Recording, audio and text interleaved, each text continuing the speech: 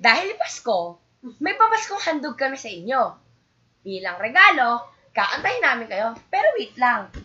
Bakit nga ba tayo naghahanda para sa Pasko? Alin nga dito, Madam Sue? Ang sabi nila, ang Pasko tungkol daw sa regalo. Tungkol sa pamamasko ng pera sa mga ninong. Tama nga ba yun? Hindi ganon. Ano? Hindi ang kahulugan ng Pasko ay hindi dahil may pera o merong anumang material na bagay. Ang Pasko araw-araw dumarating sa ating buhay. At hindi lang makikita ang samahan ng mga tao, ng mga kamag-anak, ng mga kapitbahay. Hindi lang kung araw ng Pasko. Dumarating din yon sa oras na, ano tawag doon? Ano nga ba tawag mo? Paghahanda? Yung mga disaster, yan. Yeah. Mga kagipitan sa buhay. Ang Pasko ay tungkol sa paghahanda para sa pagdating ng ating Panginoon. Ang Pasko ay birthday ni Jesus. At ayun lang ang kahulugan ng Pasko at wala nang iba. Dapat naghahanda tayo sa Pasko sa pagdating niya.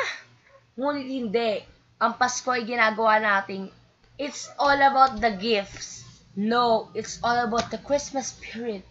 Sharing, giving. Sharing the Dahil night. hindi yun tayo ang tumatanggap.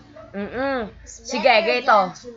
It's better to receive. It's not better to receive. Better to give than to receive. Yeah, it's better to give than to receive. Yan ang iniisip natin. Dapat. Hindi yung it's better to receive than to give. Dahil dyan, hindi material na bagay. O, financial na bagay.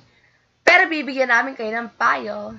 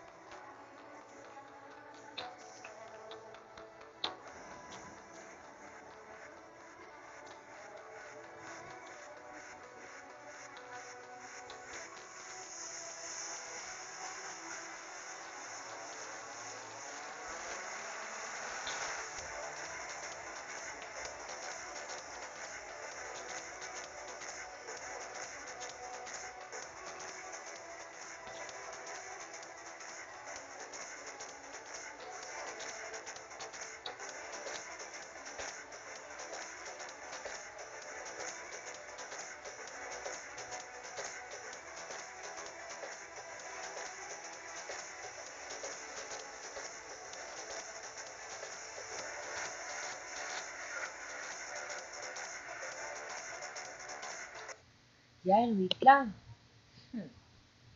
Last Christmas, I gave you my heart.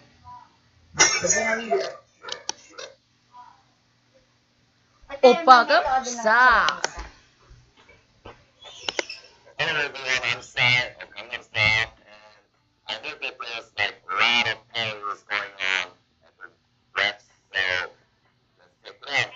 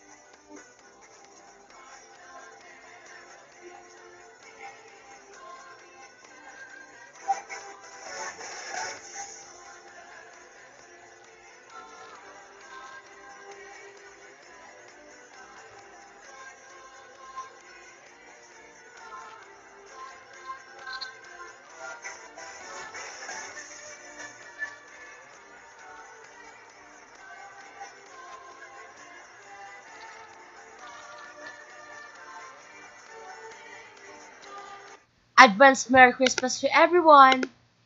Bye-bye.